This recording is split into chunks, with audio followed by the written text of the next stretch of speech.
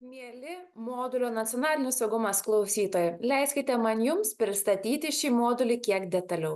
Visą su moduliu susijusią informaciją galite rasti šioje skiltyje. Taigi šioje skiltyje yra pateikiama bendra informacija apie dalyką modulį, kaip matote, bei dalyko modulio apimtis kreditais. Koksgi yra šio modulio tikslas? Suteikti žinių apie saugumo sampratą ir žinoma nacionalinio saugumo sąvoką, skirtingus teorinius požiūrius, grėsmių nacionaliniam saugumui įvairovę, kaip ir sektorių įvairovę, gebėti įgytas žinias pritaikyti, analizuojant šiandieninio nacionalinio ir tarptautinio saugumo iššūkius, kurių nestinga. Taip pat supažindinti su Lietuvos Respublikos nacionalinio saugumo sistema, jos elementais, atsakingų institucijų vaidmenimis bei tarptautinėmis saugumą užtikrinančiomis organizacijomis. Kokiagi šio dalyko anotacija?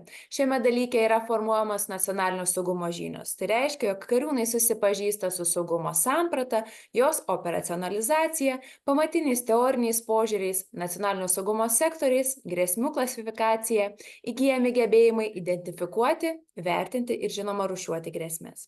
Taip pat šio modulio metu kariūnai įgyja žinias apie Lietuvos Respublikos nacionalinio saugumo sistemą, istorinę jos raidą, saugumo užtikrinimui vadovaujančias institucijas ir pagrindinės jų funkcijas bei tarptautinės organizacijas. Vertinamosios užduotys, jos bus dvi, tai yra projektas, kuris sudarys 40% galutinio vertinimo ir egzaminas, kuris sudarys 60%.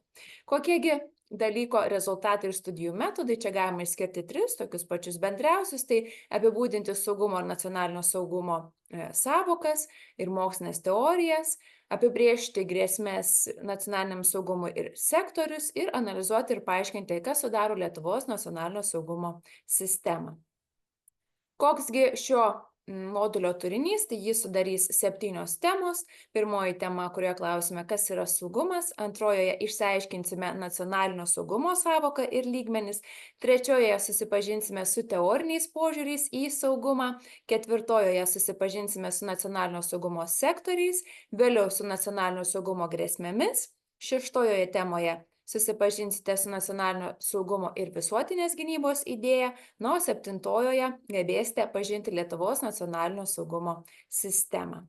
Na ir privalomieji studijų šaltiniai. Daugiausiai yra aktyvios nuorodos, kur aktyvių nuorodų nėra, reiškia, jog šią informaciją galite rasti Karo akademijos bibliotekoje ir papildomi studijų šaltiniai. Kviečiu nepraleisti papildomų studijų šaltinių, jie išties naudingi ir įdomus.